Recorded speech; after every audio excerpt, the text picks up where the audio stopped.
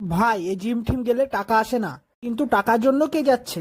এই কথা সত্য, প্রতিদিন উঠে জিম গেলে একদমই টাকা আসে না, কিন্তু আসে ডিসিপ্লিন, মাইন্ডসেট আর প্রত্যেক সিচুয়েশনে লড়াই করার জন্য শক্তি। ঠিক আছে, টাকা আসে না, কিন্তু টাকার পেছনে দৌড়ানো এই দুনিয়ায়। একজন জিম যাওয়া ছেলে 1 টাকাও যদি কামায় না, তো ওই 1 টাকা নিজের বডির পেছনে খরচ করার আগে একবারও ভাবে না।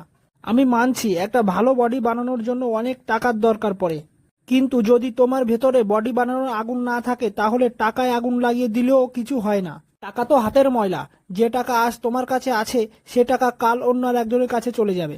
কিন্তু এই মাইন্ডসেট, ডিসিপ্লিন আর ফিজিক্স যা তুমি রোজ জিম গিয়ে বানিয়েছো, কেউ তোমার কাছ থেকে নিতে পারবে না।